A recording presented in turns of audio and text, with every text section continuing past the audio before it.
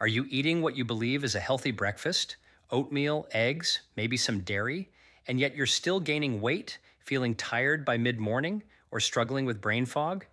Here's the uncomfortable truth: it's not always what you're eating, it's when and how your metabolism is being programmed before you eat at all. Before your first bite of breakfast, your body is already making powerful hormonal decisions. Decisions that affect fat storage, blood sugar control, inflammation, and even how fast you age. Here's what's really going on inside your body. When you wake up in the morning, your metabolism is not neutral. Cortisol is naturally elevated. Your liver is releasing stored glucose. Your insulin sensitivity is changing minute by minute. And the foods you choose or don't choose at breakfast can either stabilize this system or quietly push it into fat storage mode for the rest of the day. Most people never learn this. They're told oatmeal is heart healthy. Eggs are high protein, bacon is bad, dairy is natural, but physiology doesn't work in food labels. It works in context. The same bowl of oatmeal that fuels one person can spike insulin, inflame the gut, and drain energy in another, especially when eaten at the wrong time, in the wrong metabolic state, or without understanding what the liver and hormones are doing underneath the surface. Let me explain this with a simple analogy. Think of your metabolism like a thermostat. Before breakfast, your body is deciding whether today will be a fat-burning day or a fat-storing day. Breakfast doesn't just feed you, it sets the temperature. And once that thermostat is set, it's very hard to override later with willpower alone. This matters deeply for energy, healthy aging, weight control, and longevity. Because chronically elevated insulin, liver stress, and inflammatory breakfast patterns don't just affect your waistline, they accelerate biological aging, impair immune defense, and disrupt hormones over time. In today's talk, I want to walk you through the truth about oatmeal, eggs, bacon, and dairy. But more importantly, what to do before you eat breakfast to support your metabolism instead of fighting it. We'll talk about why some healthy breakfasts quietly promote fat storage, when protein helps and when it backfires, how dairy affects insulin even when blood sugar looks normal, what your liver needs first thing in the morning, and how to build a breakfast strategy that supports energy, fat loss, and longevity. And by the end, you'll have simple, actionable protocols you can use immediately. No extreme diets, no medications, just working with your physiology. If this topic is relevant to you, stay with me. Because once you understand what happens before breakfast, the rest of your day starts to make a lot more sense. Insight number one: your liver, not your stomach, decides how breakfast is handled. Here's what's really going on inside your body before you take your first bite. You wake up after an overnight fast, anywhere from 8 to 12 hours since your last meal. During that time, your body isn't idle. Your liver is busy managing your internal energy supply, deciding whether you're in a fat-burning state or a fat-storing state. Think of the liver as a metabolic command center. Overnight, it uses up stored glycogen, the glucose reserve, to maintain blood sugar for your brain and vital organs. This glycogen level naturally drops as the night goes on, sending a signal to your body to switch gears from fed state to fasted state.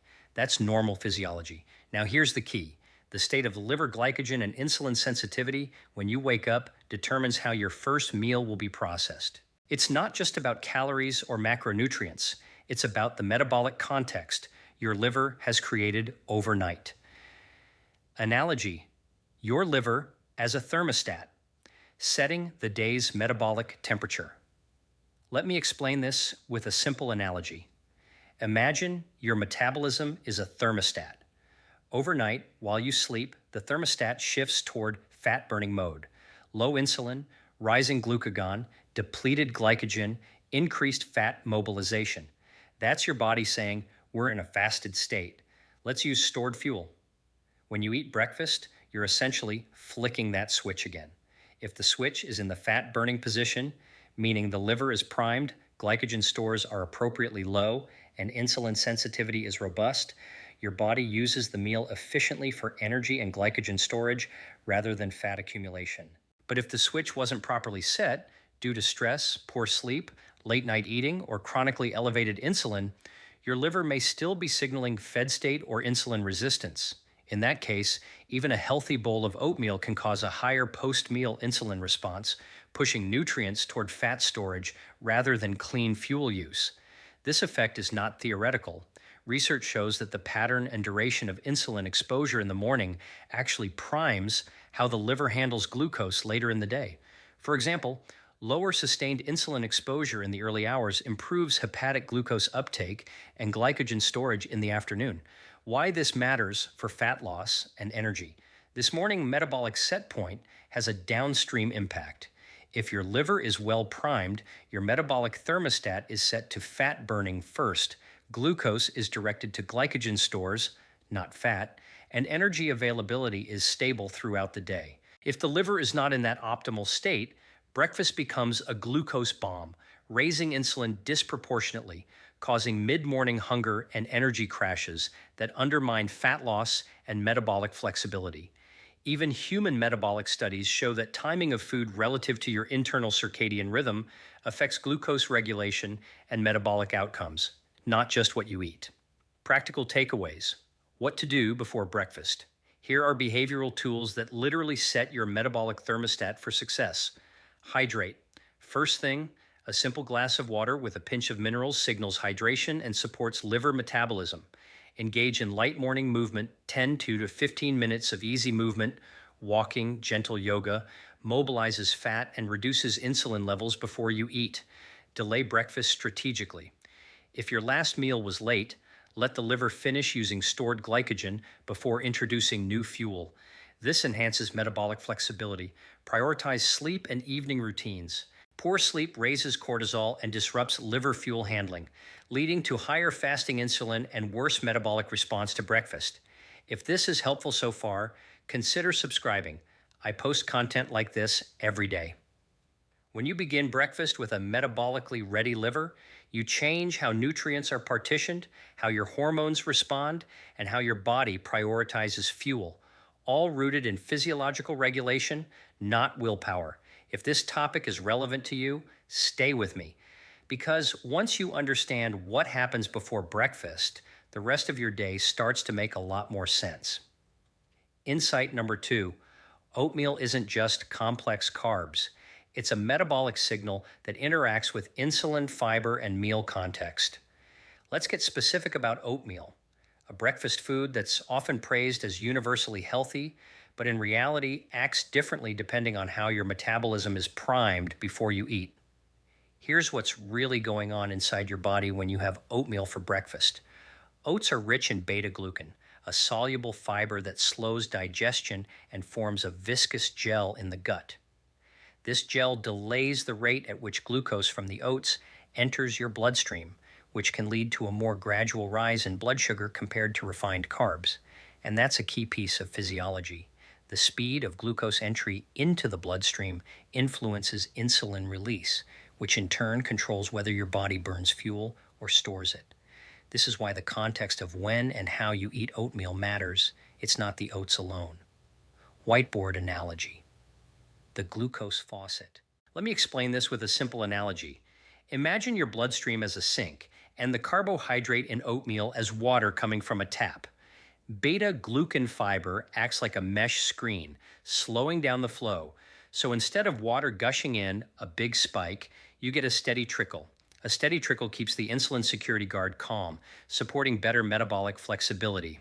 But if that mesh is compromised because you add sugar, eat oatmeal after a high insulin fast, or choose highly processed oats, the sink still fills too fast, insulin surges, and the body shifts towards storage mode. What the research shows, a systematic review and meta-analysis of oats consumption found that oatmeal can reduce acute post-meal glucose and insulin responses compared with control meals, likely due to soluble fiber slowing digestion and enhancing insulin sensitivity. And another meta-analysis of large population studies shows that high oat intake is associated with lower fasting glucose, improved insulin sensitivity, and reduced risk of type 2 diabetes and mortality, though effects are stronger when oats replace more refined carbohydrates in the diet. However, processing matters. Steel cut or large flaked oats, less processed, cause a lower glycemic response than instant oats or flour ground oats. This is physiology, not psychology.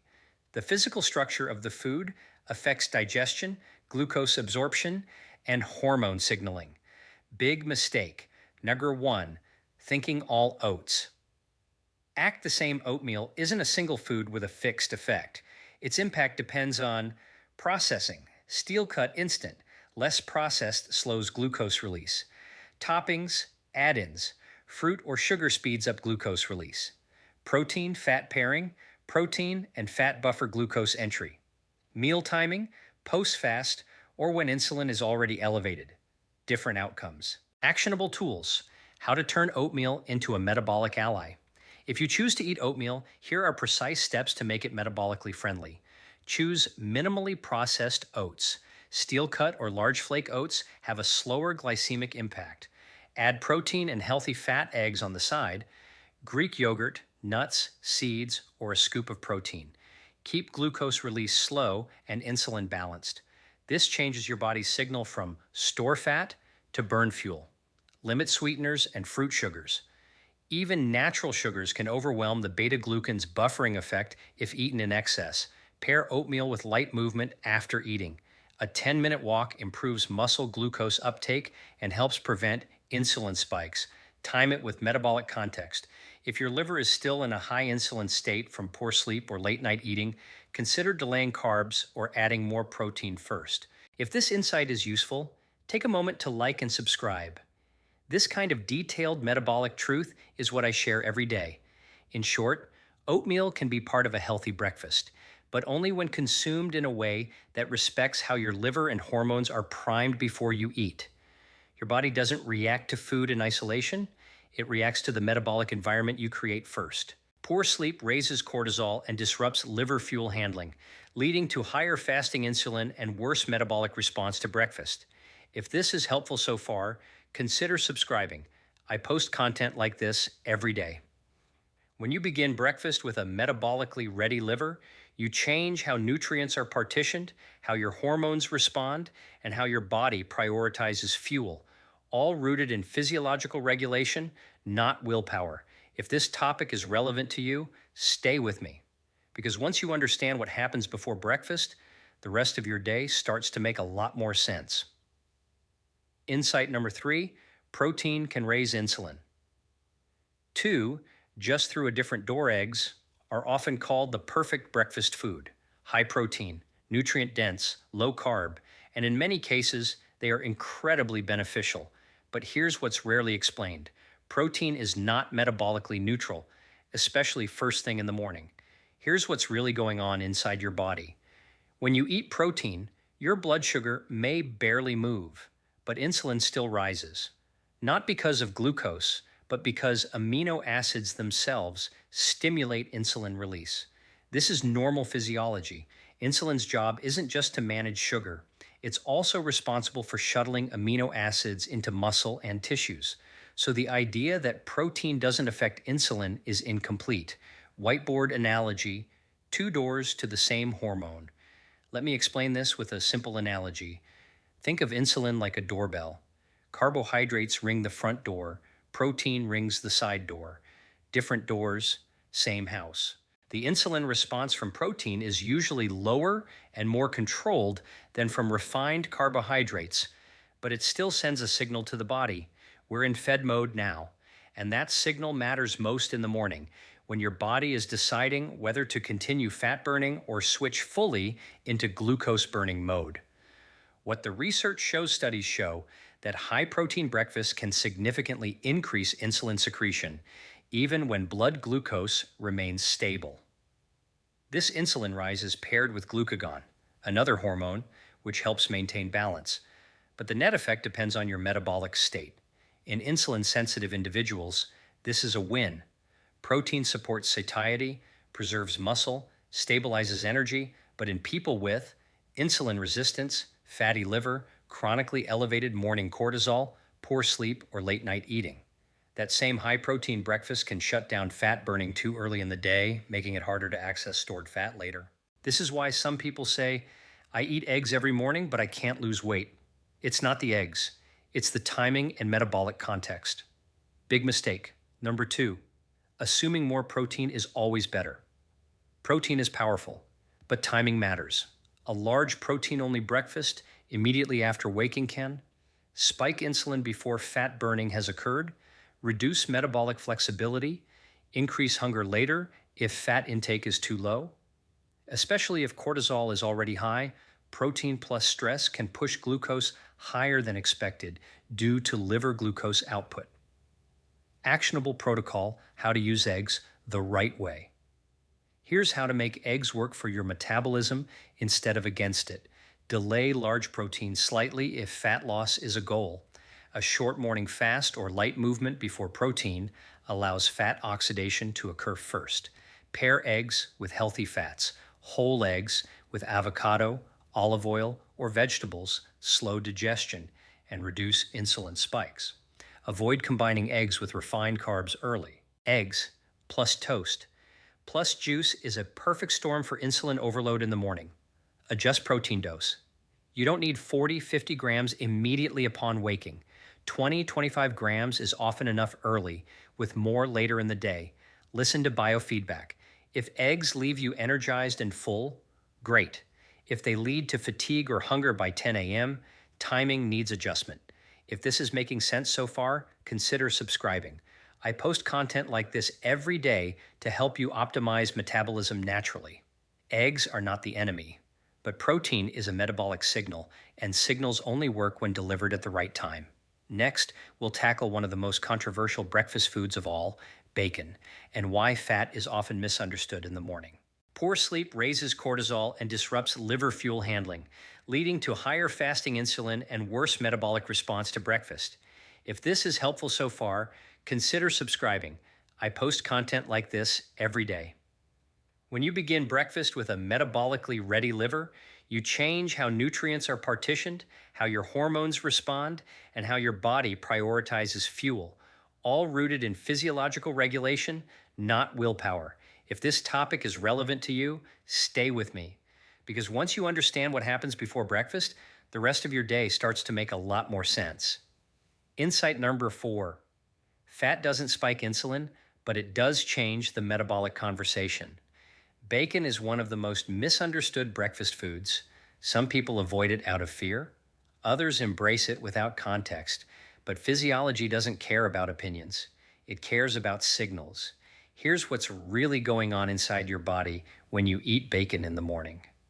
Unlike carbohydrates and protein, dietary fat does not significantly raise insulin. That's not a belief, that's basic endocrinology. Fat enters the bloodstream slowly, gets packaged into chylomicrons, and is delivered primarily through the lymphatic system, not directly into blood sugar pathways. So from an insulin perspective alone, bacon doesn't push your body into fat storage mode. But that's not the whole story. Whiteboard analogy: fat is the volume knob, not the doorbell. Let me explain this with a simple analogy. If insulin is the doorbell that tells your body food has arrived, fat is the volume knob on the entire metabolic system. It doesn't ring the bell, but it changes how loudly the system responds. When your metabolism is healthy, insulin sensitivity is good, and inflammation is low. Dietary fat can stabilize energy, extend satiety, support fat oxidation. But when the metabolic environment is already inflamed or insulin resistant, large amounts of saturated fat can amplify existing problems, not create them, but worsen them. What the research shows: studies show that saturated fat intake does not acutely spike insulin, but chronic intake in the context of insulin resistance can impair insulin signaling at the cellular level. In other words, fat doesn't break metabolism. It exposes weaknesses already there. This is especially relevant in people with fatty liver, poor mitochondrial function, chronic inflammation, high omega-6 to omega-3 imbalance. In these cases, bacon isn't the cause, it's the multiplier. Big mistake. Number 3, thinking fat is automatically fat burning. Here's a critical truth. Eating fat does not automatically mean you're burning fat. If insulin is already elevated from stress, poor sleep, late night carbs, or a protein-heavy breakfast, Dietary fat gets stored more easily. That's why some people say, I eat low carb, high fat, but I'm not losing weight. Again, it's not the bacon, it's the metabolic timing. How bacon can work for you. When used correctly, bacon and other fats can be metabolically supportive. In a fasted or low insulin state, fat encourages fat oxidation. When paired with vegetables, fat-soluble nutrients are absorbed better. Fat slows digestion, improving satiety and glucose control later, but quality matters.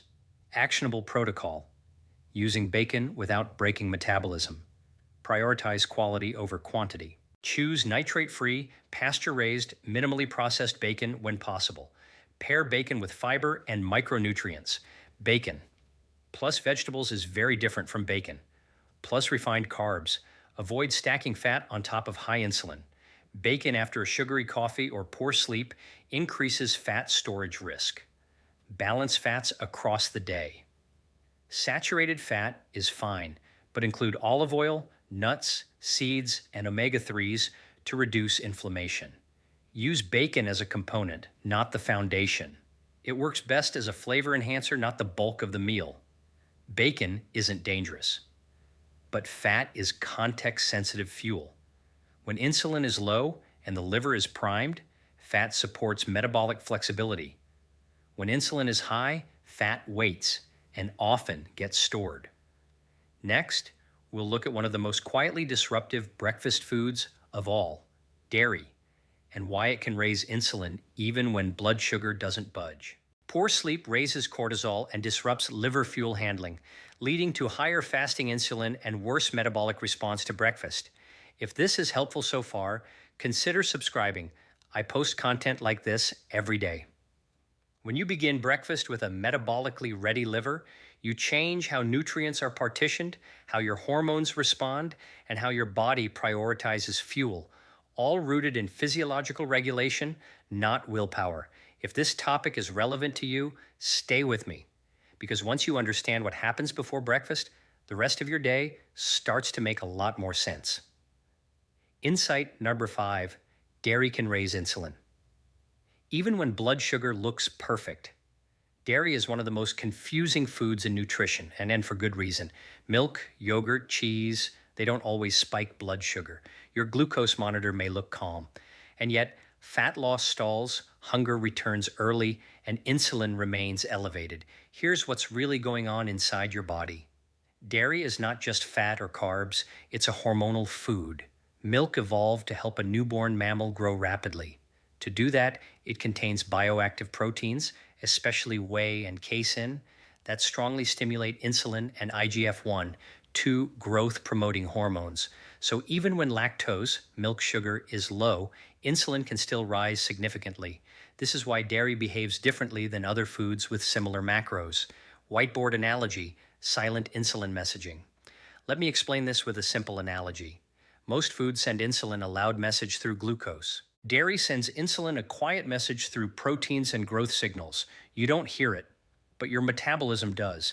This is why dairy is often called an insulinogenic food. It stimulates insulin disproportionately compared to its effect on blood sugar. What the research shows, clinical nutrition research consistently shows that whey protein triggers a strong insulin response, even stronger than some carbohydrates, due to its amino acid profile, especially leucine and branched chain amino acids. At the same time, dairy consumption increases IGF-1, a hormone linked to growth and tissue repair, but also associated with accelerated aging and certain cancers when chronically elevated. This doesn't mean dairy is bad, it means dairy is powerful, and powerful foods must be used deliberately. Why dairy is tricky in the morning. In the morning, your body is already managing elevated cortisol, liver glucose output, changing insulin sensitivity. Adding dairy at this moment can raise insulin early, suppress fat burning, increase hunger 2 to 3 hours later, especially in people with insulin resistance, weight loss resistance, hormonal imbalance, acne, or inflammatory conditions. This is why some people feel, I eat yogurt or drink milk and I'm hungry again fast. That's not willpower failure, that's physiology. Big mistake. Number 4, assuming low sugar means low insulin. Many people switch to skim milk, low fat yogurt, protein shakes with whey, thinking they're doing something healthy. But removing fat actually increases the insulin impact because fat slows digestion and dampens hormonal signaling. Low fat dairy, faster amino acid absorption, higher insulin spike. Actionable protocol: how to use dairy. Strategically delay dairy until later in the day. Insulin sensitivity is often better after activity or meals. Choose fermented or full fat options. Greek yogurt, kefir, aged cheeses have a gentler metabolic effect. Avoid liquid dairy first thing in the morning. Milk and whey shakes are the fastest insulin triggers. Use dairy as a complement, not a base. Small amounts alongside fiber and fat are far better tolerated. If fat loss is stalled, trial a dairy-free morning. Even 7 to 14 days can reveal whether dairy is holding you back. Dairy doesn't always show up on blood sugar charts, but it absolutely shows up in hormone signaling. And hormones decide whether your body burns fat or stores it. Next, we'll pull all of this together and talk about the single most important factor that determines how breakfast affects you at all: what you do before you eat. Poor sleep raises cortisol and disrupts liver fuel handling, leading to higher fasting insulin and worse metabolic response to breakfast. If this is helpful so far, consider subscribing. I post content like this every day. When you begin breakfast with a metabolically ready liver, you change how nutrients are partitioned, how your hormones respond, and how your body prioritizes fuel, all rooted in physiological regulation, not willpower. If this topic is relevant to you, stay with me, because once you understand what happens before breakfast, the rest of your day starts to make a lot more sense. Insight number 6, morning signals. Decide whether food fuels you or fights you. If there's one idea I want you to truly internalize, it's this: breakfast does not start with food. Breakfast starts with signals. Here's what's really going on inside your body. Before you eat, your body is already processing information: light, movement, hydration, stress, sleep debt.